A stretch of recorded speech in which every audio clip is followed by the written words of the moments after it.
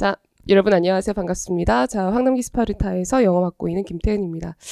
자, 오늘부터 영문법 강의 이제 본격적으로 시작을 해볼 건데, 만약에, 내가 좀 영문법에 대한 베이스가 약하거나, 영어 문법 강의를 많이 들어봤지만, 좀 항상 좀 이렇게 미세하게 좀 못 알아듣는 부분들이 있어 왔다. 좀 미세하게. 되게 당연한 것처럼 넘어가는데 나는 저거 못 알아듣겠더라. 이런 부분이 좀 있었던 학생들은 이거는 사실 기본 영문법 강의이고 그 이전에 약간 기초 입문 강의를 제가 좀 이렇게 찍어둔 게 있거든요. 아마 그거를 좀 듣고 돌으러 오시는 게 좋을 거예요. 오케이? 이건 이제 말 그대로 기본 영문법 강의고 여기에서는 아주 막 너무 지나치게 기본적인 세세한 이야기들은 좀 빼고 좀 그 윗부분을 갖다가 공부하게 됩니다. 아시겠죠? 기본적인 이야기들은 다 이제 설명해 드리겠지만 너무 쉬운 이야기들은 좀 이렇게 배제를 할 거니까 만약에 그런 부분이 필요하시다면 그 입문 강의를 듣고 오셔야 될 거예요. 자, 그리고 이제 본격적으로 들어가기 전에, 그쵸? 제가 항상 강조하는 그 영문법의 기본적인 구조가 있는데, 그거 표를 가지고 간단하게 좀 리마인드를 해보고, 뭐 자동사든 타동사든 동사 이야기부터 시작해 보도록 하겠습니다. 자, 보시면은 이게 이제 제가 영문법의 기본 틀이다. 이라고 이제 부르는 표예요. 그쵸? 여러분 뭐 뻔한 이야기지만, 영어 공부를 할 때 이제 파트가 세 가지로 나뉘어지죠. 그쵸? 아무래도 가장 이제 기본적인 게 어휘예요. 어휘를 알아야지 뭐 이렇게 문장들을 해석을 갖다가 할 수가 있을 테니까. 그쵸? 어휘에는, 단어도 있고. 그쵸? 그리고 수거도 있고. 그치? 단어를 공부할 때는 당연히 아시겠지만 단어의 뜻이 하나인 경우는 거의 없어요. 단어가 하나가 있고 뜻이 한 개만 있으면 굉장히 뭐 공부하기가 수월하겠지. 근데 뭐 때문에 힘들어? 항상 이제 단어라는 게 뜻과 그에 따른 품사가 좀 이렇게 다양한 경우가 많이 있습니다. 그쵸? 공부를 하실 때 우리가 지금 수능 영어를 한 게 아니기 때문에 수능 영어를 하는 것이 아니라 이제 약간 공무원 영어 공부를 하고 있는 거니까 좀 이제 대표적인 뜻 말고 그 밑에 있는 이야기들까지 좀 포괄적으로 공부를 하셔야 좀 어려운 독해 지문 같은 것들이 나왔을 때 이렇게 최대한 유연하게 읽을 수 있어요. 약간 그럴 때 있잖아요. 여러분 나중에 독해도 하시겠지만 분명히 이 문장 속에 있는 단어 하나하나는 내가 무슨 얘기인지 알 것 같아. 모르는 단어는 하나도 없어? 근데 이게 무슨 뜻인지 모르겠어. 이럴 때 사람 좀 이렇게 좀 짜증나고 힘 빠지고 좀 공부하기 싫어지는 거거든요. 나는 영어랑 좀 거리가 있는 것 같다라는 생각이 들면서. 그때 가장 약간 그렇게 느낀 가장 큰 이유 중에 하나가 내가 알고 있는 뜻이랑 다른 뜻이나 다른 품사로 쓰였기 때문에 약간 문장이 안 보인 경우가 많이 있어요. 뭐 구조 분석 같은 걸 떠나서 하기 때문에 이제 단어 같은 거 공부하실 때 약간 이제 수능 단어랑 조금 다른 게 여러 가지 뜻과 여러 가지 품사, 다의어를 충분히 좀 공부를 해 주셔야 됩니다. 당연하죠? 자, 수거도 마찬가지예요. 수거라는 것이 뭐 이렇게 뭐 전치사 표현도 있을 수 있겠는데 보통 동사에다가 우리가 보통 이야기하는 게 동사에다가 다른 전치사나 부사를 추가해서 그쵸? 그 원래 동사 뜻과 다른 뜻을 만들어 버리는 거거든요. 그치? 예를 들어가지고 여러분 see라고 한다면 요거는 보답니다. 근데 see of라고 한다면 요거는 약간 배웅하다예요. 이런 걸 우리가 이제 대표적인 이제 수거들이다라고 이야기를 한단 말이야. 오케이? 그래가지고 여러분이 알고 있는 동사 뜻이랑 그 수거 뜻이 완전히 달라지는 경우가 다 대다수예요. 그쵸? 그렇기 때문에 각 동사의 뜻과 각 전치사 부사의 뜻을 정확하게 아시는 것도 중요하겠지만 이게 모여가지고 어떤 수거를 만들어내는지 여기까지 이제 정확하게 공부를 좀 하셔야 될 겁니다. 오케이? 자, 뭐 이런 것들이 이제 단어고요. 그 다음에 이제 문법이라는 게 나와요. 아까 영어 공부를 할 때 이제 크게 세 파트가 있다 그랬는데 첫 번째 파트가 이제 가장 기본적인 파트가 어휘 파트고 그 두 번째 파트가 문법 파트죠. 그쵸? 여러분 문법에서 문자는 말 그대로 문장이에요. 법은 법할 때 법입니다. 그러니까 문장을 만드는 법이에요. 문장을 만드는 법. 그러니까 너희가 이런 어휘들을 알고 있어. 이걸 갖다가 한 문장으로 만들기 위해서는 이런 식으로 배치해야 해. 이런 식으로 약간 변형을 해줘야 돼. 이게 기본적인 영문법이거든요. 그래가지고 제가 문법에서 가장 강조하고 싶은 점은 문법은 구조. 그쵸? 그러니까 여러분이 이제 암기하는 사항들. 뭐 동사에다가 s를 붙이면 단수다. 명사에다가 s를 붙이면 복수다. 주어가 3인칭 단수면은 뭐 이렇게 동사에다가 수일치를 시켜줘야 되고, 뭐 자동사는 어떻고 타동사는 어떻고 뭐 가정법은 어떻고. 보통 여러분 이제 암기를 하는 것들이 구조인데, 그치? 구조를 갖다가 이제 암기를 하시는 건데, 사실 문법이라는 게 내가 뜻하고 싶은 바를, 내가 이제 의미하고 싶은 바를 영어 문장으로 고치는 방법이기 때문에 문법에서 해석을 배제할 수는 절대로 없어요. 그러니까 여러분이 이제 문법 문제 풀 때 해석을 안 하면서 푸는 학생들이 굉장히 많단 말이야. 요즘 공무원 문제 그렇게 풀면은 약간 삐끗할 수 있습니다. 오케이? 그러니까 암기하고 구조를 보는 것도 좋아요. 근데 기본적으로 누가 이제 베이스에 깔려 있어야 돼? 해석이 베이스에 무조건 깔려 있어야 되겠습니다. 왜 그런 거 있잖아. 아니 문법 공부하는데 왜 해석을 해? 라는 생각은 굉장히 잘못된 생각이에요. 오케이? 그러니까 뭐 이렇게 뭐 기본반에선 그럴 수도 있어요. 뭐 가정법, if 주어, 과거동사, 주어, 후시구마 동사, 원형. 알아들어?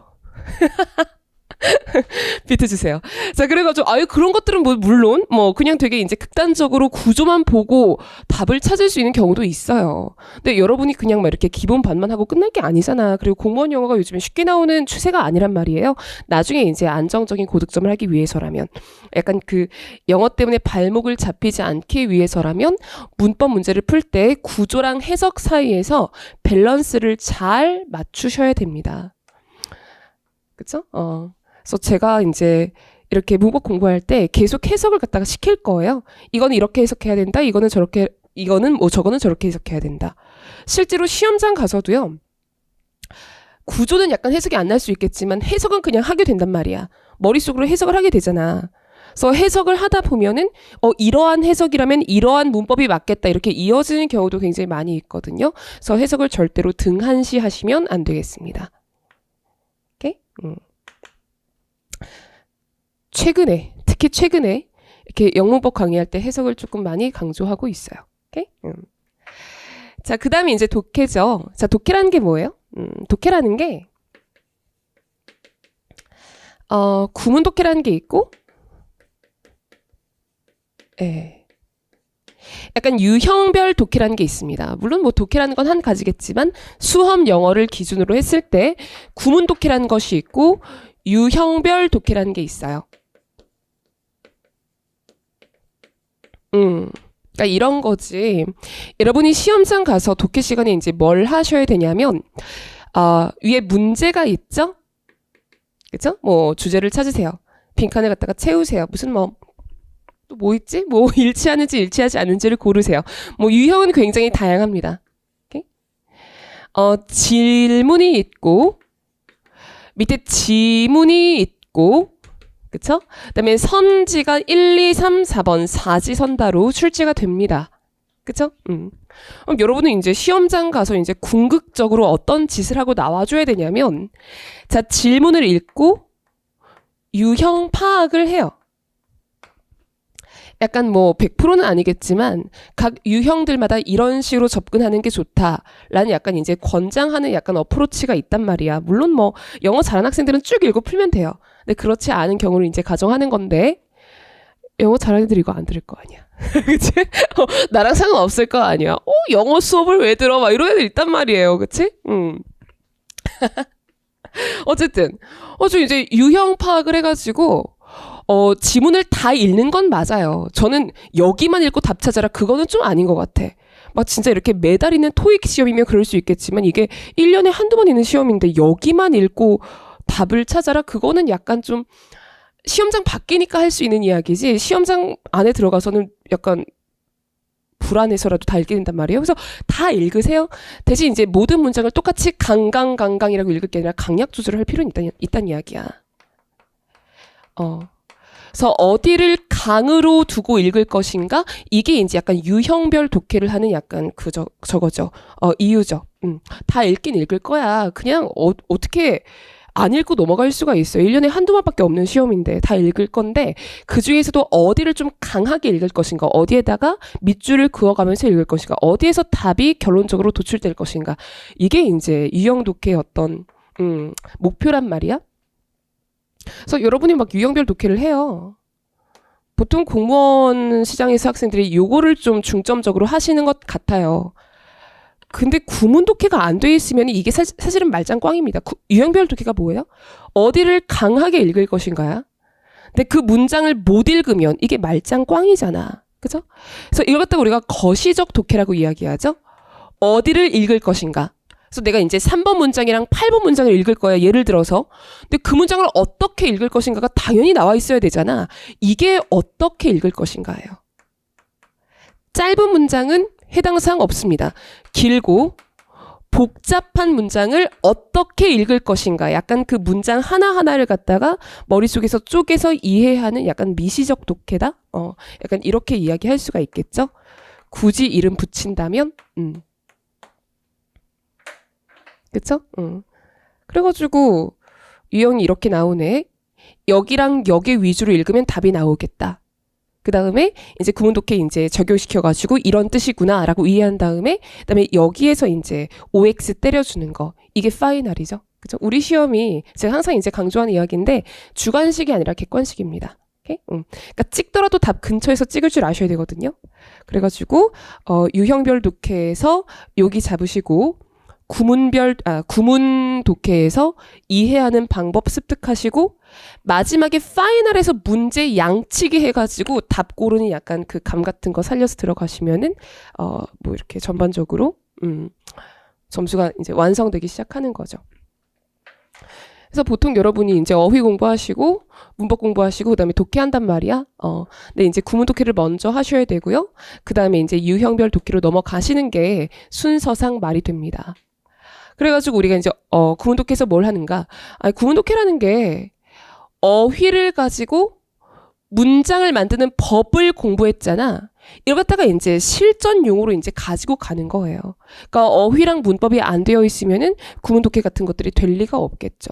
그죠? 그래서 요거 암기하시고 요거 간단한 해석과 암기해 주시면은 나중에 구문 독해 가가지고 이게 어떻게 이제 모집이 되는지, 어떻게 소집이 되는지, 어떤 식으로 이제 내가 소화를 해야 되는지, 그거 조금 더 이제 디벨롭을 하게 됩니다. 오케이? 그래서 이제 문장을 좀 가지고 놀 수 있게 되면은 이 문장들이 모여 있는 약간 이제 장문 독해, 유형별 독해 이렇게 이제 넘어가 주면 되는 거겠죠. 그죠? 자, 그래서 우리가 이제 영문법, 기본 영문법, 지금 요 단계에 와 있는데, 이제 요 단계를 시작할 텐데, 뭐 중요한 단계다 이거예요. 가장 어떤 영문법, 영어 공부에 가장 이렇게 좀 이렇게 중심점 되겠습니다. 약간 이제 보통 여러분 공무원 시험에서는 어휘가 한 5문제 나오고, 물론 뭐, 시험마다 약간 독립적이지만 어휘가 이제 평균적으로 5문제 나오고, 문법이 한 4문제 정도 나오죠. 그다음에 생활 영어가 한두 문제 정도 나오고 독해가 10문제 출제가 되게 됩니다. 그래서 여러분 생각에서는 문법의 출제 비중이 조금 이제 낮다고 착각할 수도 있어요. 그럴 수도 있어. 그치? 근데 여러분 20문제 중에 4문제면 사실 출제 비중이 굉장히 큰 편입니다. 그리고 요게 잘 안 돼 있으면은 요거나 요게 잘 될 리가 없어요. 아시겠죠? 그래서 우리 지금 굉장히 중요한 구간을 공부하고 있는 중이니까, 중은 아니고 이제 공부를 시작할 거니까 이렇게 조금 어려운 부분이 있더라도 충분히 반복해가지고 자기 걸로 만들면서 잘 따라왔으면 좋겠다라는 이제 이야기를 길게 한 거고, 큰 로드맵을 그리면서 자, 문법의 기본 틀. 그래서 이 문장을 만드는 게 도대체 이제 어떤 식의 틀을 가지고 있느냐, 이걸 갖다가 조금 더 구체적으로 이제 보도록 해보겠습니다. 자, 문법이 뭐라 그랬어요? 어휘를 가지고 문장을 만드는 그 어떤 그 규칙이라 그랬죠? 말 그대로 법이라 그랬지? 정해진 약속이라 그랬는데, 자, 이쪽에다가 제가 어휘들의 수준을 적어 볼게요. 세로축에다가. 이 가로축에다가는 문장을 그려보도록 하겠습니다. 그래서 이 어휘들이 적절하게 모여가지고 문장을 이루는 방법. 그러니까 요 사이가 문법이 된다는 거예요. 모든 영문법은 이 표 위에다가 이제 표현을 할 수가 있습니다. 볼게. 여러분 어휘 공부할 때 당연히 품사 나오죠? 당연히 품사 나오죠. 품사라는 개념이 되게 생소하진 않지? 생소하다면 기본 인문 특강을 들으셔야 돼. 품사가 뭐야? 품사가 뭐지? 이런 학생들이 있으면은 지금 여기 있으시면 안 돼요. 그 인문 특강 다녀오셔야 돼요. 알겠지? 인문 특강이 말이 인문 특강이지. 되게 기본적인 이야기 기본적으로 다 훑습니다. 오케이? 이게 학생들이 약간 다 성인들이라 그런지 기초 특강, 인문 특강 들으라 그러면은 내가 왜? 약간 이러시더라고. 그런 것들은 초딩들이나 듣는 거지. 아니야. 공무원용으로 다시 이제 편집한 거예요. 그거 이제 듣는 거 되게 스트레스 받아하지 말고 듣고 오셔야 돼. 이렇게? 자, 어쨌든. 자, 품사라는 게 있는데 영어에서 기본적으로 몇 가지? 8가지. 8품사입니다. 그러니까 영어에서 쓰이는 단어들을 쭉 모아가지고 8가지 기준으로 이렇게 카테고라이징을 한 거예요. 분류를 한 거예요. 알지? 가장 기본적인 품사가 명사입니다. 또는 대명사라는 게 있어요. 그치? 그 다음에 이제 명사와 함께 이제 주축을 이루는 품사가 동사죠. 그쵸? 그 다음으로 중요한 것이 형용사고, 이 부분 지우도록 하겠습니다. 상관없죠? 그 다음에 나머지 떨거지는 아니겠지만 조금 이제 상대적으로 이제 중요성이 떨어지는 게, 부사, 전치사, 접속사, 전치사를 조금 앞으로 쓸게요. 접속사, 뭐 이렇게 들어가게 됩니다. 그러면은 하나 대명사에다가 둘, 셋, 넷, 다여 7가지죠. 제일 마지막에 이제 8가지 8번째가 감탄사라는 게 있는데 막 으아 막 이런 거예요. 막 이런 거야. 그러니까 굳이 안 쓸게요. 우리 이제 공부할 때는 이제 수업 영어에서는 전혀 아무 영양가가 없습니다. 그죠? 여러분 아시겠지만 전치사는 절대로 혼자 쓰이지 않죠? 절대 혼자 쓰이지 않습니다. 누구랑 같이 쓰이죠? 명사랑 같이 쓰여요. 그래서 우리가 이제 뒤에 명사를 잡아가지고 이렇게 괄호로 묶는 연습을 하곤 하죠. 이게 이제 전명구다 라고 묶어주는 부분입니다. 당연한 거지? 이 전자가 앞전자고요. 치자가 배치하다 할 때 치자고요. 사자가 약간 명사할 때 사예요. 그러니까 명사 앞에 놓여가지고 한 덩어리를 묶어주는 요런 이제 작업을 해주는 게 전치사입니다. 이 전치사 뒤에 들어가는 명사의 이름이 뭐죠? 전치사의 목적어예요. 전치사의 목적어입니다. 그럼 물어볼게. 아니 명사를 그냥 쓰면 되잖아. 오케이? 만약에 a student가 있으면은 그냥 student 이렇게 쓰면 되잖아. 앞에 전치사를 왜 붙이는 거예요? 이걸 알아야 돼. 이걸 알아야지 유연하게 공부를 할 수가 있어. 조금 모르는 게 나오더라도 응용력을 갖다가 이렇게 쌓아가지고 아 이런 거겠다라고 이제 넘겨짚을 수가 있단 말이야. 영어는 그게 제일 중요해요. 다른 과목들은 조금 덜한데 딴 과목들은 여러분 공부해보시면 아시죠? 그 기본서에 있는 내용들이 거의 그대로 나옵니다. 국사도 그렇고 법도 그렇고 그렇죠? 무슨 학 이런 것들도 그렇고 국어도 비문학 제외하고서는 거의 그렇죠. 그죠? 아닌가? 모르겠다. 근데 영어는 어때요? 기본서에 있는 이야기 절대 안 나옵니다. 내가 기본서에 있는 예문 뭐 1000개를 마스터했어. 그래도 거기에서 똑같이 나오는 거 전혀 거의 없어요. 어때? 내가 듣도 보도 못한 문장들이 나와가지고 이제 내가 이제 OX 응용력을 갖다가 발휘를 해야 된단 말이야. 그럼 최대한 좀 유연하게 공부를 해야 된다는 거지. 그러려면 이런 것들을 알아야 돼. 여러분 그냥 명사를 명사 그대로 쓰면 되는 거잖아. 전치사를 왜 붙여요? 독해 부분 지울게요. 여러분 영문법 공부를 하시다 보면요. 이런 거 인문특강에서 다 한 이야기긴 한데 그러니까 인문특강 듣고 온 학생들은 또 저 얘기 또 나와 그럴 수 있어. 들으세요. 자, 영문법 공부를 하다 보면은 명사가 들어갈 수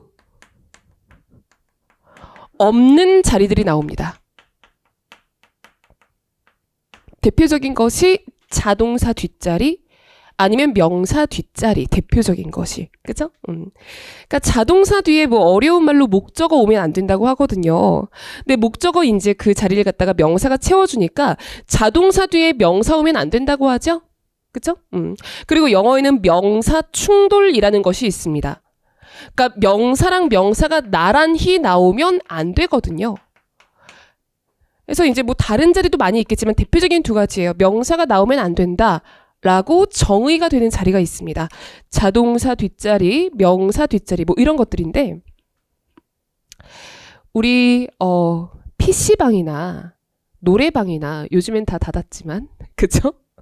원래 정상 상황에서 PC방이나 노래방 10시인가? 10시 정도 지나면 왜 미성년자들 다 나가야 되죠? 왜 미성년자들이 들어갈 수 없는 자리들이 있지?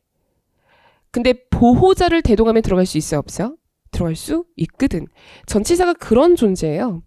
명사가 들어갈 수 없는 자리에다가 내가 좀 이렇게 꼭 명사를 좀 넣어주고 싶다. 그때 앞에 전치사를 갖다가 이렇게 쿠션으로 넣어주잖아? 그러면 들어갈 수 있어져요. 그죠? 그러면 들어갈 수 있어진다는 거야. 오케이? 그래서 전치사를 어렵게 뭐라고 얘기하냐면요.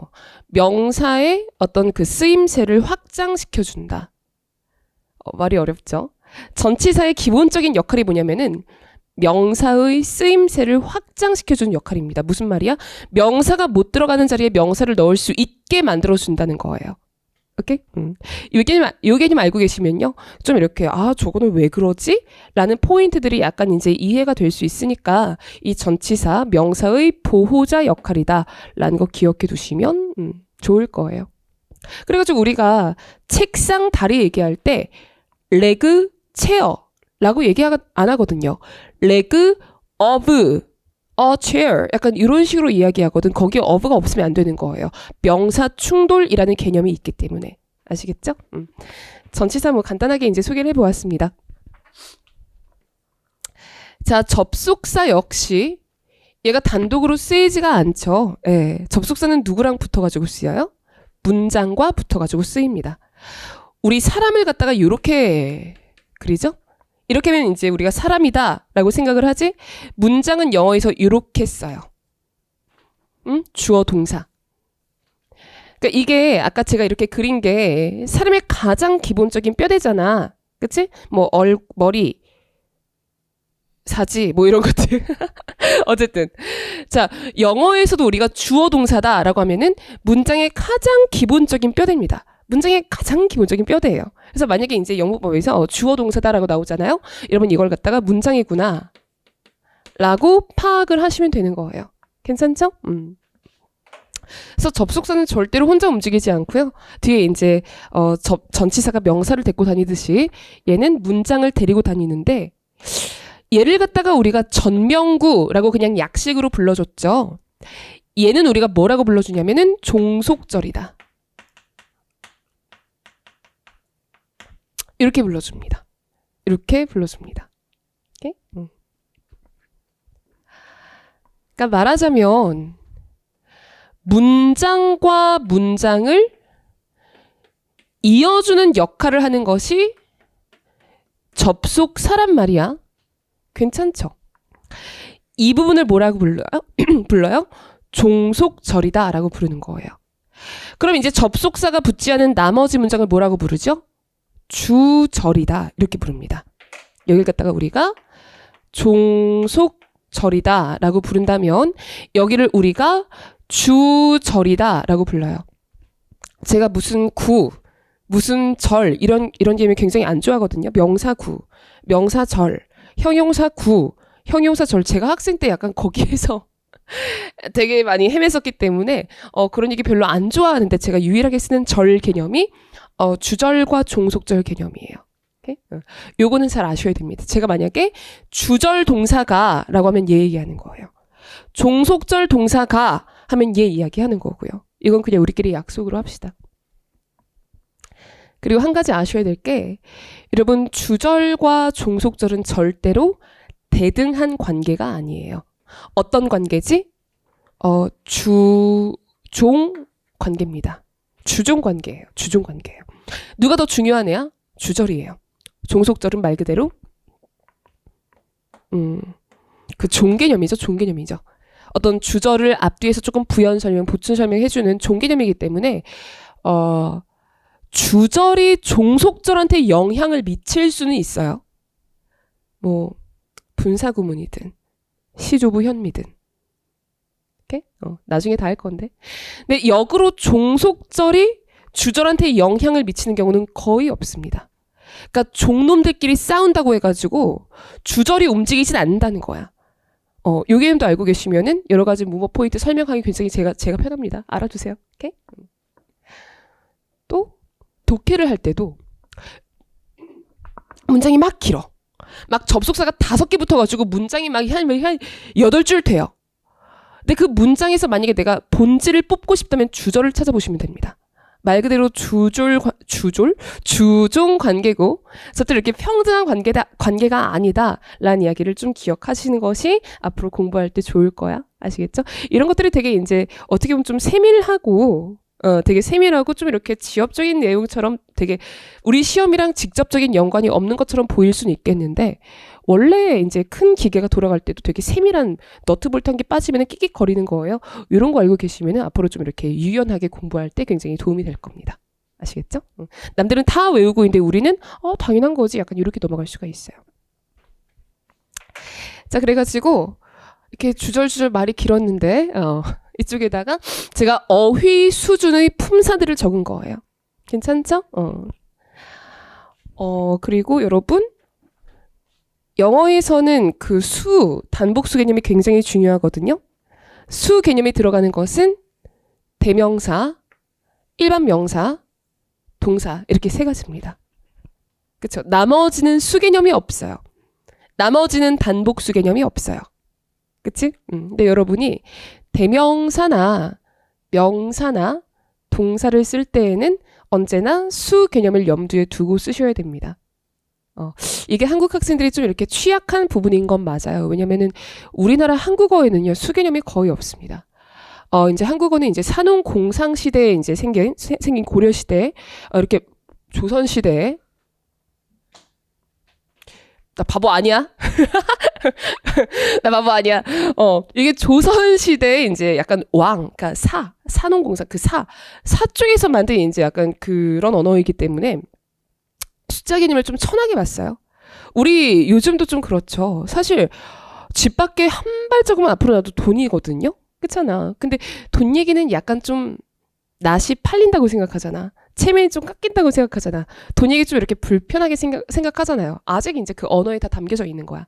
근데 영어는 여러분 어떻게 이제 디벨롭이 된 언어냐면은 상인들의 무역용 영어였어요. 그러니까 영어라는 것은 그 뿌리나 베이스 자체가 무역 용어였어. 상인들의 언어였어. 그러니까 수 개념이 굉장히 부각이 될 수밖에 없었고, 특히 요새 군대에서는 단복수 개념 무조건 챙겨서 들어가 주셔야 됩니다. 됐죠? 자, 어쨌든 여기까지 해가지고 어휘 이야기 뭐 간단하게 이제 마무리하고요. 그 다음에 문장을 가로 쪽에다가 이제 써보도록 하겠습니다. 자, 문장이라는 게 원래는이 아니라 가장 기본적인 게 주어 동사라 그랬죠? 예. 모든 기본적인 이제 문장들은요, 영어 문장들은 주어 동사 구조로 시작을 하게 됩니다. 그 다음에 이제 동사의 성질에 따라서 목적어가 필요할 수도 있고, 보어가 필요할 수도 있고, 둘 다 필요할 수도 있고요. 언제 목적어가 필요하고, 언제 보어가 필요하고, 언제 둘 다 필요한지는 이제 그거를 공부하는 게 오형식이에요. 그죠? 나중에 다 배우게 될 테니까 그냥 뭐 그래? 하고 따라오세요. 그리고 이 4가지에 포함되지 않는 것이 M이라고 해가지고 이제 나머지 수식어 성분 쓰레기통 같은 게 한 개 있습니다. 그래서 주어, 서술어, 목적어, 보어까지는 필요한 만큼 충분히 가지고 있어야 돼요. 내가 목적어 1개 있어야 돼? 무조건 있어야 돼요. 보어가 1개 있어야 돼? 무조건 있어야 돼요. 목적어 2개 있어야 돼? 무조건 있어야 돼요. 1개씩 다 있어야 돼? 무조건 있어야 됩니다. 뭐가 어떻게 필요한지 어떻게 알아요? 오형식 외우시면 알아요. 오케이? 근데 이 M성분, 어려운 말로 수식어 성분이다 라고 부르는 건데, 얘는 개념을 잘 잡으셔야 돼요. 있으면 땡큐, 없으면 끝이에요. 있으면 땡큐, 없으면 끝이야. 그러니까 강의실에서 쓰레기통 같은 거야. 쓰레기통이 있으면 땡큐죠. 뭐 이렇게 쓰다가 이렇게 버리면 되니까. 근데 없다고 해가지고 강의실이 아닌 게 되는 건 아니거든요. 그래서 오형식을 공부할 때 이 수식어 이야기는 배제가 됩니다. 왜? 있으나 없으나 문장의 완결성에, 그러니까 올바른 문장인지 옳지 않은 문장인지 거기에 이제 영향을 주는 성분은 아니기 때문인 건데, 요거는 이제 오형식 공부하면서 조금 더 공부해 보는 걸로 하겠습니다. 자, 이거는 문장이고 가로축은, 그쵸? 이 세로축은 어휘죠? 어휘를 문장으로 올려주는 과정이 문법이라 그랬죠? 이 사이가 문법인데 기본적인 이야기부터 차근차근 해볼게요. 가장 기본적인 이야기를 노란색으로 깔아보도록 하겠습니다. 여러분, 명사가 들어갈 수 있는 자리가 어디예요? 동그라미 해보신다면은 주, 목, 보죠. 여기 못 들어가죠. 여기 못 들어갑니다. 그래서 여기에서 우리가 뭐라고 얘기할 수 있냐면은 명사는 문장에서 주어, 목적어, 보어 역할을 수행하게 된다. 이런 이야기 많이 들어보셨죠? 주목보 이런 얘기 많이 들어봤을 거야. 그게 명사 자리를 얘기할 때 나오는 멘트입니다. 이렇게? 자, 그리고 우리가 이제 이 동사가 정식 명칭은 서술어인데, 그죠? 이쪽이 사, 이쪽이 이렇게 들어가거든요. 주어, 서술어, 목적어, 보어. 이게 정식 명칭은 서술어인데 그냥 동사라고 불러도 큰 하자가 없죠. 왜? 서술어, 이 동사 자리에는 말 그대로 동사만 들어갈 수가 있기 때문이에요. 괜찮죠? 근데 내가 동사를 한 개 가지고 있어. 예를 들면은 study라는 동사를 내가 한 개 가지고 있어요. 근데 이 동사를 문장에다가 넣을 때, 문장에다가 삽입을 할 때, 활용을 할 때 그냥 동사 그 원형 있는 거 그대로 넣나요? 절대 아니죠. 만약에 주어가 3인칭 단수라면 study를 studies로, 만약에 지금 공부한 게 아니라 어제 했다라고 한다면 study를 studied로, 그죠? 내가 공부를 한 게 아니라 연구가 된 거라면 무슨 막 수동태다라고 해가지고 BPP 막 이런 얘기 나온단 말이야. 그래서 여러분이 또 이제 수험 공부를 할 때 주목보만큼 많이 듣게 되는 게 수시태입니다. 수, 시제, 태라는 이야기인데 수시태가 요 칸에서 발생하는 이야기예요. 이 칸에서 발생하는 이야기입니다. 내가 동사를 가지고 문장의 동사 자리에 넣어줄 때 반영해 주어야 하는, 고려해 주어야 하는 세 가지가 수시태죠. 수를 반영해 줘야 되고, 시제도 반영해 줘야 되고, 태, 능동태, 수동태, 이것도 이제 같이 반영을 해 주셔야 됩니다. 그죠? 근데 여러분, 시제에 굉장히 큰 예외가 하나 있어요. 현재면 현재, 과거면 과거, 미래면 미래잖아. 그죠? 근데 현재인데 과거로 표현이 되는 케이스가 있어요. 과거인데 약간 과거 완료 같은 걸로 표현해야 되는 케이스가 있고, 그게 가정법입니다. 여러분, 이제 그 영문법에서 가정법 굉장히 중요한 파트거든요. 그러니까 이 학문 그 시험 목적성은 굉장히 좀 중요한 파트란 말이야. 근데 그 가정법의 가장 기본적인 접근은요, 시제의 예외로 보셔야 돼요. 현재인데 현재로 못 쓴다 이거야. 과거인데 과거로 쓰면은 감점 처리할 거란 이야기예요. 그래서 시제 위에다가 약간 그 치외 법권 같은 약간 그런 이제 개념으로 가정법 달아드리도록 하겠습니다. 가정법의 가장 기본적인 베이스는요, 시제의 예외다 이렇게 이제 접근하셔야 돼요. 그러니까 우리는 그냥 가정법 해서 외우잖아. 외국에서 공부할 때는 시제 배운 다음에 가정법은 예외로 두고 공부를 합니다. 시제의 예외. 이거는 지금 이야기지만 어려운 말로 현재의 반대지만 현재를 표현하면 안 돼. 막 과거로 표현해야 돼. 약간 이런 식으로 이제 접근한단 말이야. 나중에 다 할 거예요. 지금 뭐 못 알아들어도 상관없습니다. 오케이? 됐죠? 그래서 문장의 동사를 서술어로 만들어줄 때는 세 가지를 이제 고려해 주셔야 된다. 됐어요? 자, 그 다음에 보어 자리에는 얘가 주격 보어일 수도 있고 목적격 보어, 오형식에 등장하는 목적격 보어일 수도 있는데, 자, 보어 자리에 기본적으로 들어가는 것은 명사와 형용사입니다.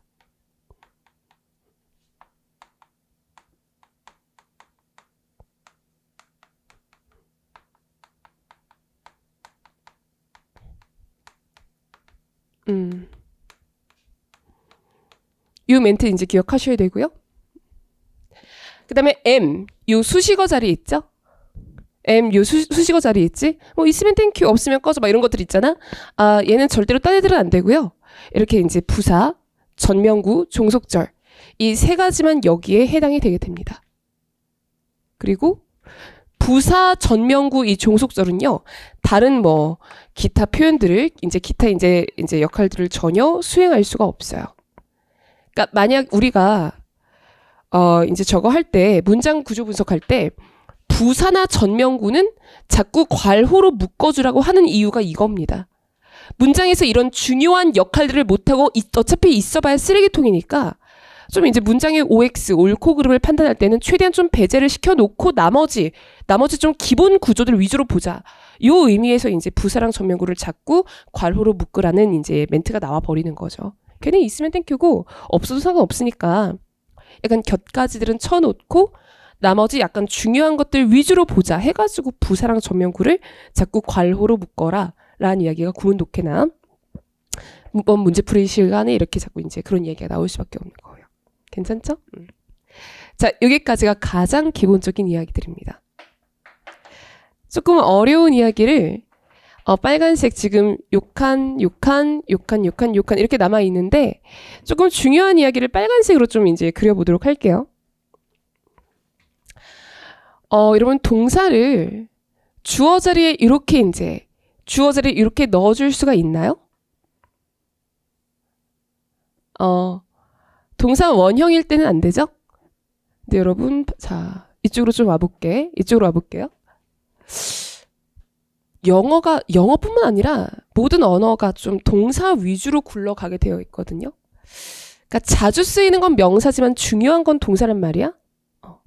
그래가지고 이런 개념이 생기기 시작합니다. 동사 가지고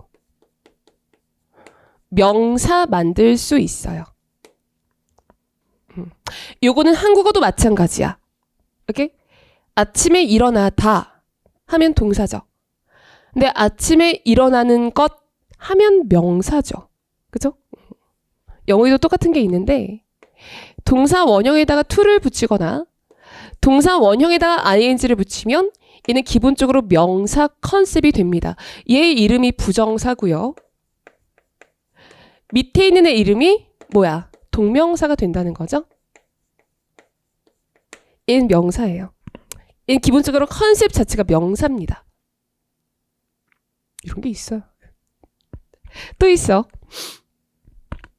이걸로 해볼게요. 파란색으로. 동사 가지고 형용사 만들 수 있습니다. 얘도 한국어도 마찬가지. 이거는 거의 모든 언어에서 나타나는 현상이에요. 오케이? 쉬다. 공부하다가 쉴 수 있지. 쉬다는 동사입니다. 쉬는 하면 형용사예요. 형용사니까 명사 꾸며줄 수 있어? 없어? 있지. 쉬는 시간. 예전들이 좋아하는 거. 그치? 친하다. 동사잖아. 친한 하면 형용사죠. 친한 친구. 명사 꾸며줄 수 있지. 그래가지고 영어에서는 동사로 만든 형용사 개념 자체를 어렵게 분사라고 부릅니다. 분사라고 들어보셨을 거예요. 분사. 갑분사. 는 죄송해요. 첫 시간에 아니랄라 그랬는데 죄송합니다. 편집할까? 농담이에요. 편집 거의 안 합니다. 거의. 이건 진짜 아니야 싶을 때 빼고선 편집 안 하니까 궁금하죠. 이게 그 인강학생들은 편집하면 되게 궁금하다 그러더라고. 그래서 좀 웬만하면 이해할 테니까 편집하지 말라 그래가지고요. 그냥 그렇게 하고 있어요. 나 그냥 편집 안 할게. 어쨌든. 분사가 있는데, 자, 분사도 이제 두 가지가 있죠. 능동의 현재 분사 ing, 자세한, 지금은 그냥 타이틀만 얘기하는 거예요. 이거 이해 못하셔도 괜찮아요. 수동의 과거분사 PP 이렇게 두 가지가 있어요. 그죠? 굉장히 중요한 개념이죠. 그래가지고 여기 다시 한번 보세요. 나한테 동사가 한 게 있어. 얘가 주어 자리는 기본적으로 명사 자리이기 때문에 주어 자리는 기본적으로는 이렇게 명사 자리이기 때문에 이 뭐 동사 read 같은 걸 갖다가 생으로 넣는 건 말이 안 되겠지만 동사를 명사로 바꿔서 동사 가지고 명사인 척 하면서 to read 내지는 reading 이렇게 바꿔준다면 이거는 충분히 주어 자리에 이제 넣어줄 수가 있는 거죠. 어려운 말로 뭐 부정사 주어다, 동명사 주어다 뭐 이런 식으로 이제 언급을 하게 됩니다. 여기도 볼게요. 목적어도 원래는 이렇게 명사 자리예요. 주목보는 기본적으로 명사가 컨트롤하는 자리야. 근데 동사가 바로 이렇게 목적어 자리에 들어갈 수 있어? 없잖아. 대신 동사가 명사인 척 하면서 to 부정사나 동명사 형태로 약간 동사가 명사인 척 목적어 자리에 들어간다면 이거는 충분히 가능한 이야기죠. 그래서 이제 여러분 중에 이제 공부를 좀 했던 학생들은 영문법 공부를 좀 해본 적 있는 학생들은 삼형식에서 부정사를 목적으로 취하는 삼형식 동사, 동명사를 목적으로 취하는 삼형식 동사 이런 것들 좀 암기하게 될 겁니다. 굉장히 좀 문법 공부 초반에 그죠? 이거예요. 오케이? 자, 보어 자리는 명사와 형용사가 이제 컨트롤하는 자리입니다. 그렇다면 동사 원형이 생으로 들어가는 거는 뭐 그건 당연히 안 되는 거지. 하지만 동사가 명사인 척 보어 자리에 들어간다거나 아니면 동사가 형용사인 척 그쵸? 얘는 분사 개념이죠? 제가 파란색으로 쓴 것은 동사로 만든 형용사인 분사 개념이겠지? 이런 게 있어요. 예. 빨리 이런 막 부정사, 동명사, 분사 이런 용어에 좀 빨리 익숙해지셔야 돼. 저도 처음에 옛날에 이제 영문법 공부할 때 이런 용어 때문에 굉장히 좀 성가셨던 기억이 있는데 말을 조심해서 하고 있어. 성가셨던. 그치? 쌍욕이 딱 이렇게 나와줘야 되는데 농담이에요. 농담입니다. 자, 했던 기억이 있는데 막 이런 막 부정사, 막 동명사, 분사 이런 용어는 그냥 빨리 친해질수록 그냥 여러분이 편할 거야.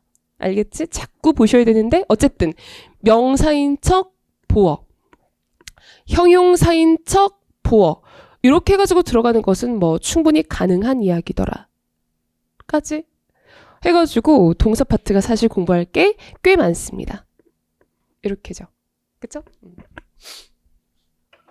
근데 여기까지 온 김에 요 빨간색 동사로 만든 명사 개념을 조금만 더 디벨롭 해보도록 할게요.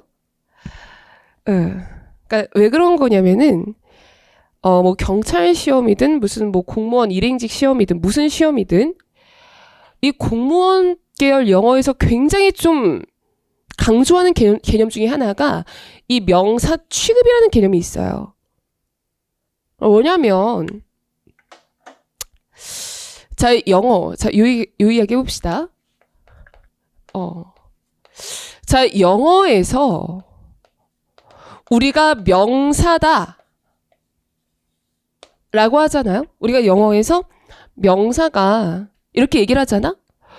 그럼 이거는 사실은 두 가지 의미를 갖습니다. 진짜 명사일 수 있고요.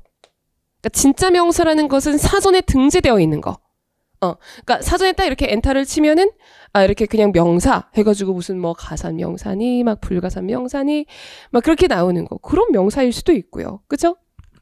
명사 취급이라는 것도 있습니다. 이게 이제 어려운 말로 명사절이다, 명사구다 약간 이렇게 이야기하는 건데 누가 봐도 명사가 아니야. 이렇게 큰 덩어리야. 근데 영어 이제 문장 내에서 명사 취급 당연히 주목보 자리에 들어가는 그런 덩어리들이 있단 말이에요. 그러니까 이런 것들이 다 이제 명사 취급이에요. 여러분 명사 취급 크게 6가지 아셔야 되는데 굉장히 중요한 개념이거든요. 모든 공무원 계열의 영어 시험에서 다 다 너무너무 이제 자주 출제가 되는 개념이거든. 모르면 큰일 나는 개념이거든요. 근데 이미 두 개는 언급이 됐으니까 부정사, 동명사 이렇게 써볼게요. 네, 6가지라 그랬잖아. 나머지를 좀 해보셔야 될 텐데 그 이야기를 좀 해보도록 하겠습니다. 동사로 만든 명사 있다 그랬죠. 부정사랑 동명사. 주목보 자리 들어갈 수 있어 없어? 당연히 있겠지. 그치? 근데 문장으로 만든 명사도 있습니다. 요거는 한국어도 마찬가지예요. 그죠? 예를 들어서 이게 되게 동떨어진 개념이 아니라는 거야. 우리도 맨날 평소에 쓰고 이제 사는 개념이라는 거예요. 한국어에서도 한국 사람들도 많이 쓰는데 저기 이제 영미권 사람들도 많이 쓰겠지. 근데 그걸 갖다가 어떤 시로 표현을 하는지 우리가 이제 좀 암기를 해줄 필요가 있다는 거란 말이야. 자, 예를 들어 볼게. 그가 범인이다. 이거 문장이요, 아니요? 문장이죠. 이거는 분명 문장이야. 근데 만약에 이렇게 해주면 이거는 명사죠. 영어에서 명사가 뭐냐면은 주어나 목적어나 보어 자리에 들어갔을 때 어울리는 거예요. 자연스러운 거예요. 여러분 주어는 해석 어떻게 되지? 은는이가. 응? 목적어 해석 어떻게 돼요? 을를. 보어는 해석이 픽스가 안 돼 있지. 근데 이제 대체적으로 가장 흔한 해석이 무엇이다거든요. 응? 그가 범인이라는 것은 사실이다. 나는 그가 범인이라는 것을 알고 있다. 그 소문의 내용은 그가 범인이라는 것이다. 이런 것들 있잖아. 봐봐, 이게 뭐야? 그는 범인이다 라는 문장을 가지고 범인이라는 것 해가지고 이렇게 명사로 좀 돌려가지고 주목보로 활용하고 있는 거잖아요. 그치? 우리도 이런 거 진짜 많이 쓰지. 그치? 의식하지 못할 만큼 많이 쓰잖아. 영어에도 이런 프로세스가 있다는 거죠. 그래서 어떻게 해주면 되는가? 야, 동사 가지고 명사 만들 때는 그냥 to랑 ing를 그냥 때려 박아줬잖아요. 근데 문장은 아니에요. 또 중요한 개념, 문장의 완결성이라는 개념이 나옵니다. 그 영어 공부를 좀 이렇게 해보신 분들은 되게 짜증났던 포인트 중에서 완벽한 문장이랑 불완전한 문장이 있을 거예요. 들어본 적이 있을 수도 있고 없을 수도 있는데 상관없습니다. 앞으로 할 거니까. 그러니까 이게 완벽한 문장이 있어요. 예. 말 그대로 뭐 부족한 게 없다는 거야. 그래서 걔네가 완벽해. 부족한 게 없어. 이거잖아? 완벽한 문장이라는 게 있고.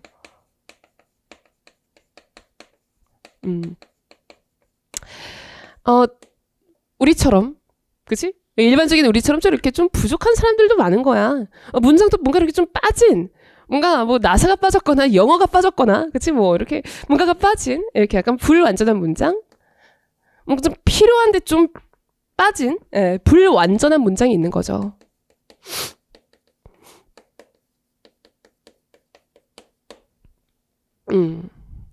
여긴 제가 완벽이라고 쓰고 여기는 완전이라고 썼는데 차이 없습니다. 그냥 제 입버릇이에요. 이거 질문한다니까. 질문한다니까. 쌤, 완벽한 문장과 완전한 문장의 차이는 뭔가요? 없어요? 예, 그 편한 대로 쓰시면 돼요. 근데 저는 그냥 옛날부터 습관이 완전한 문장이라고 얘기해도 괜찮은데 완벽한이라고 얘기하는 게 습관일 뿐인 거예요. 아시겠죠? 자, 어쨌든 이런 완벽한 문장 앞에다가는요. 자, 대시라는 걸 붙여줍니다. 그러면은 이 덩어리가 이제 이렇게 되게 큰 덩어리에 명사 기능을 하게 돼요. 불완전한 문장 앞에다가는요. 우리가 what이라는 것을 붙여주게 됩니다. what. 불완전한 문장 앞에다가 what이라는 걸 붙여주면은 이런 식으로 그가 범인이라는 것은 약간 이런 식으로 이게 어떻게 명사야? 야, 이게 어떻게 명사야? 그치? 딱 봤을 때 이게 명사라는 느낌이 있어. 내가 안 들거든. 사전에 그가 범인이라는 것은 이라고 치면 그 명사라고 뜻은 아니란 말이야. 근데 그냥 이렇게 문법 공부할 때는 주목보 자리에 들어가도 된다라는 면에서 그냥 명사라고 봐주는 거잖아. 얘도 마찬가지로 이렇게 한 덩어리가 명사 기능을 하게 된다는 거지. 그래서 원래는 이렇게 불러주는 게 맞아요. 명사절 접속사 that이 이게 얘 이름이야. 명사절 접속사 that이 완벽한 문장을 이끌어서 명사절을 만들고 있다. 내지는 관계대명사 what이 불완전한 문장. 이런 식으로 좀 얘기해야 되거든. 근데 이게 귀찮으니까 앞으로 that one 명사라고 부를게요. 어차피 시험 문제에서는 that 쓸 건지 what 쓸 건지 물어보거든요. what 불 명사. 앞으로 그냥 이렇게 부르도록 하겠습니다. 명사절 접속사 that이 이끄는 명사라고 부를까요? 대답 명사라고 부를까요? 대답 명사. 애초에 시험장 가서 여러분이 풀어야 될 거는 완벽한 문장이네 that. 불완전한 문장이네 what. 대신지 what인지가 시험 문제에 나온단 말이야. that what 명사, what 불 명사 훨씬 더 직관적이에요. 자, 그래가지고 여기에다가 제가 that one 이라고 쓸게요. that 더하기 완벽한 문장, 한 덩어리의 명사 기능을 하게 된다는 뜻입니다. 또 what 더하기 불완전한 문장, what 불이라고도 써볼게요. 이게 what 더하기 불완전한 문장, 한 덩어리의 명사인 척 주목보다 라는 뜻이에요. 여러분 기본적으로는 이 네 가지 위주로 이제 좀 알고 계시면 됩니다. 근데 조금 어렵게 토탈 6가지라 그랬잖아. 간접 의문문이나 아니면은 if와 whether 이라는 개념도 있기는 있어요. 오케이? 근데 이제 5번이랑 6번은 살짝 어려운 이야기고요. 예. 그냥 이제 우리 기본적으로는 가장 흔하게 쓰인 것은 투동사, ing, that, one, what, 불 요 네 가지입니다. 요 네 가지는 뭐 숨 쉬듯이 많이 쓰여요. 만약에 독해 지문이 하나 있다. 한 4-5번은 그냥 기본적으로 들어가요. 오케이? 이걸 갖다가 명사로 볼 수 있는가? 아니면 그 공부가 덜 됐는가? 그거에 따라서 뭐 문법 점수나 독해의 어떤 이해도가 달라질 수밖에 없겠죠. 그쵸? 그래서 요 빨간 부분 있잖아요. 특히 뭐 보어도 마찬가지지. 요 빨간 부분 있잖아. 여기에다가 제가 조금 위로 이제 붙일게요. 위로 붙일게. 투동사나 ing 내지는 that 더하기 완벽한 문장, what 더하기 불완전한 문장이라고 써도 너무 자연스러운 거야. 오케이? 명사인 척 주어, 명사인 척 주어, 명사인 척 주어, 명사인 척 주어. 해석들이 어떻게 되겠어요? 뭐뭐라는 것은이라고 빠지는 겁니다. 명사인 척한 애들의 해석이 뭐뭐라는 것. To read, 책을 읽는 것. reading, 책 읽는 것. that something, 뭐뭐라는 것. what something, 뭐뭐라는 것에다가 주어니까 은느니까 뭐뭐라는 것은 해석이 이렇게 된다는 거야. 자, 여기도 마찬가지죠. 그죠? 제가 여기에다가 부정사나 동명사나 that one이나 what 불을 쓰더라도 이게 당연한 거라고 느껴질 때까지 공부하셔야 돼요. 왜 그래요? 이런 거 아니야. 여러분들이 신기한 게 법 공부할 때는 뭐 3년 이하의 징역하면은 왜 이렇게 한다? 내가 문법도 법이에요. 난 법 과목을 담당하고 있는 거야. 맞잖아. 그치? 내가 야 완벽한 문장에다가 that 다음에 그거 명사다 하면은 꼭 와가지고 왜요? 나도 몰라. 저도 외웠어요. 아시겠죠? 이걸 갖다가 막 이해하려고 하면은 이상한 거야. 이거는 이해가 안 돼요. 저도 이제 익숙해진 거고 암기를 한 겁니다. 여러분도 계속 이제 암기를 해가지고 왜 술 먹고 왜 저런 거 하잖아. 구구단을 외자 같은 거 하잖아. 하나요? 왜? 안 해요? 막 38, 막 이런 거 안 해? 한 잔 마셔, 막 이런 거 안 해요? 하잖아. 베스킨라빈스 안 하는 거야, 요즘에? 뭐 해요, 그럼 요즘에는? 훈민정음. 은혜? 왜 창피해? 왜 창피해? 웃기네. 왜 창피해요? 어쨌든 그런 식으로 술김에도 야 대도한 명사 이렇게 그렇게 나올 때까지 이렇게 달달달 공부를 하셔야 되겠습니다. 여기에도 좁긴 하지만 여기에다가 that one, what 불 들어갈 수 있는 거지? 그래요. 이렇게 해주시면은 되게 중요한 이야기들을 많이 했네. 어떤 동사의 활용도 공부했고 명사 취급도 공부했고 되게 중요한 파트들이에요. 그쵸? 앞으로 이제 공부할 차근차근 공부해 나갈 파트들입니다. 자, 남은 게 딱 이렇게 이제 두 칸 있죠? 이 두 칸 한번 해볼게요. 여러분 형용사 알지? 영어에서 명사 꾸며주는 건 싹 다 형용사입니다. 여러분 형용사가 주어 자리에 들어갈 수 있나? 똑똑한이란 형용사가 있어. 거기에 은는이가 붙여봐. 이상하죠? 똑똑한은 이상하잖아. 그죠? 그래서 원칙적으로 안 되는 게 뭐 원칙입니다. 근데 원칙이라는 단어는 굉장히 불길한 단어야. 왜? 예외가 따라 나오니까. 예외가 딱 한 개 있습니다. 아실 거예요. the 더하기 형용사. 여러분 형용사 앞에다가 the를 붙여주면 어떻게 배웠어? 뭐뭐한 사람들이라는 복수 명사 성질을 가지게 된다라는 이야기 들어보셨죠? 그래서 이제 명사 자리, 주목보 자리, 그죠? 거기에다가 형용사를 생으로 넣는 거는 당연히 말이 안 되는 거야. 근데 굉장히 좀 예외적으로 the 더하기 형용사, 이게 뭐뭐한 사람들이란 약간 복수 명사 기능이기 때문에 이게 약간 주어 자리나 목적어 자리에 들어갈 수가 있는 겁니다. 이것도 시험 문제에 나오는 이야기죠. 내가 목적어 자리에 뭐 poor, 불쌍한을 넣었어. 그러면 안 돼요. the poor 넣어주면 돼요. 오케이? 이거 시험 문제 그냥 다이렉트로 나온 이야기입니다. 오케이? 하면은 가장 좀 기본적인 이야기들은 다 했습니다. 이게 기본이야? 라고 하실 수도 있을 것 같은데 네, 기본이에요. 기본이고 그러니까 이걸 갖다가 막 다 알아야 된다는 게 아니라 무슨 요 정도 아까 막 이렇게 품사 뭐 이런 얘기는 좀 알아야지. 그치? 요쪽 이야기는 앞으로 좀 할 이야기들입니다. 그죠?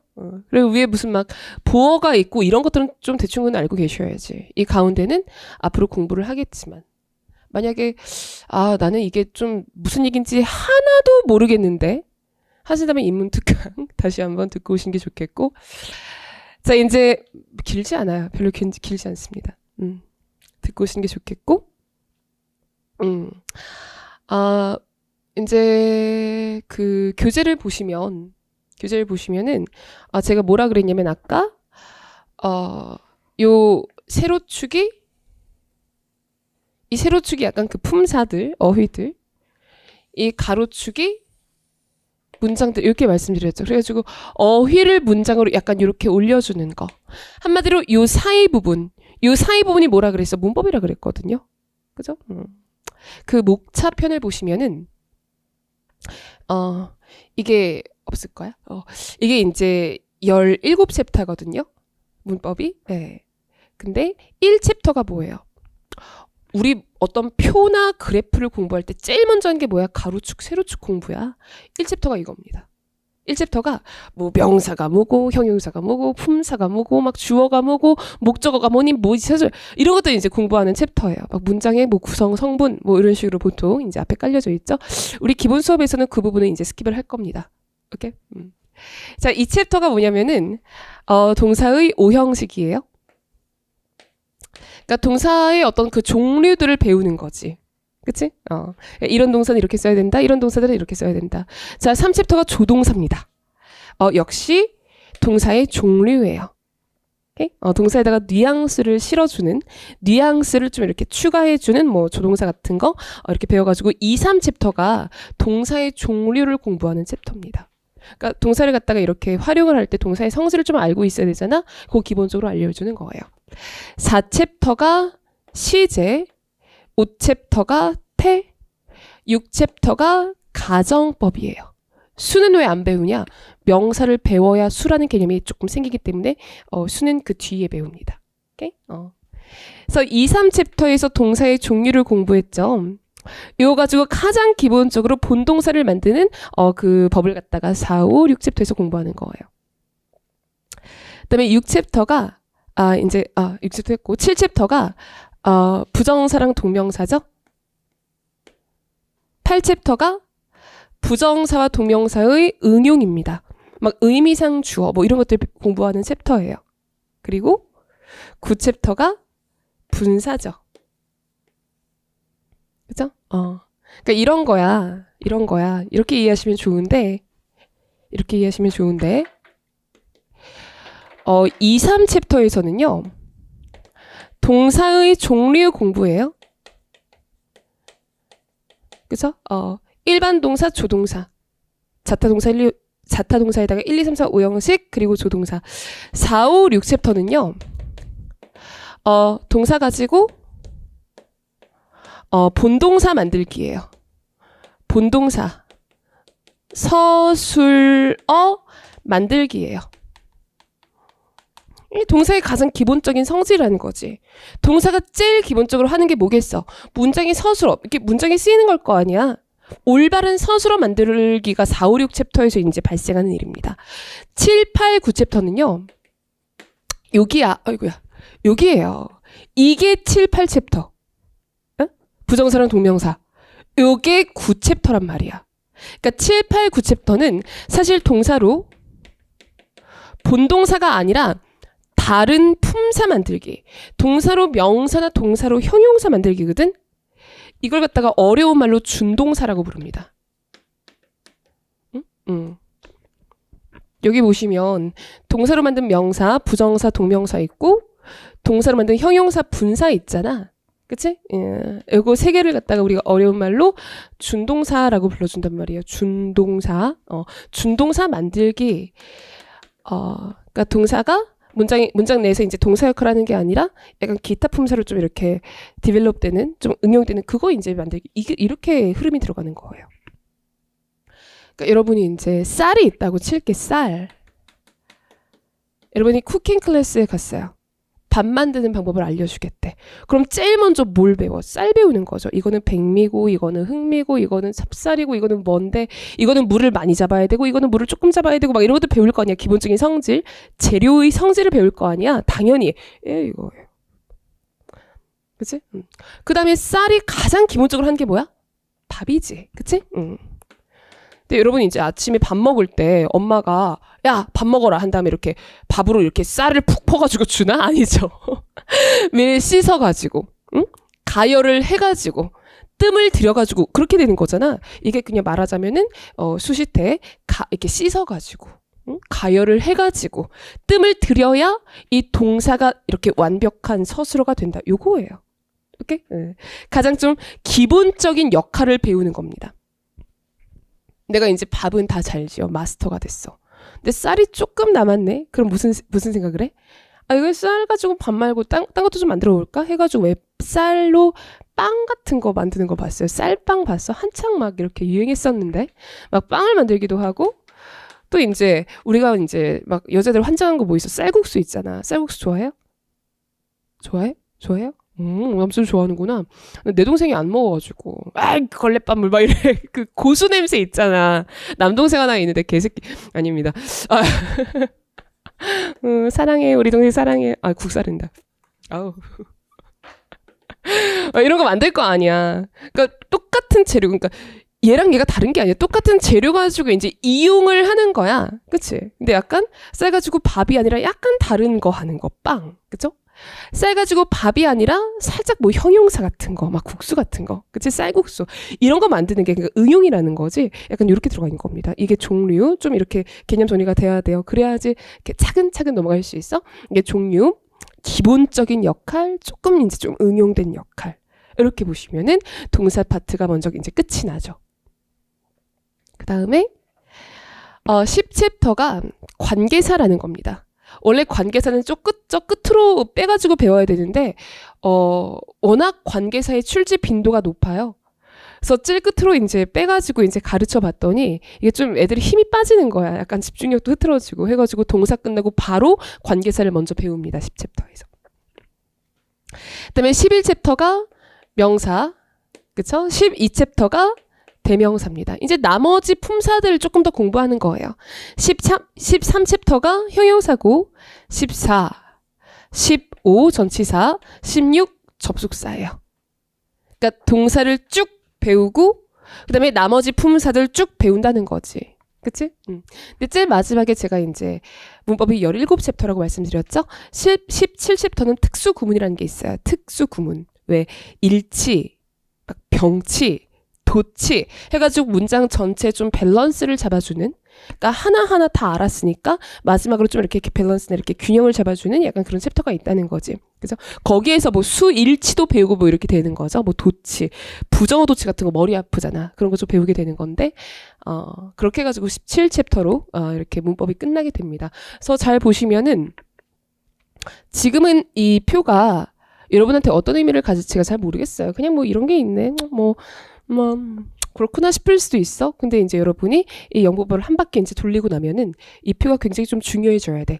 복습할 때 이 표 가지고 하시는 분들 굉장히 많이 있어요. 여기에서는 뭐가 중요하고, 여기에서는 뭐가 중요하고, 여기에서는 뭐가 포인트고 해가지고 뭔가 이제 여러분이 새로운 언어를 공부하다 보니까 좀 굉장히 많이 헤맬 거란 말이야. 근데 약간 헤맬 때 이게 좀 그쵸? 맵이지?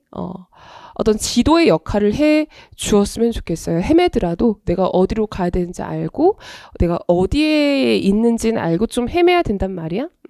그때 거기에서 얘가 좀 큰 역할을 하게 될 겁니다. 오케이?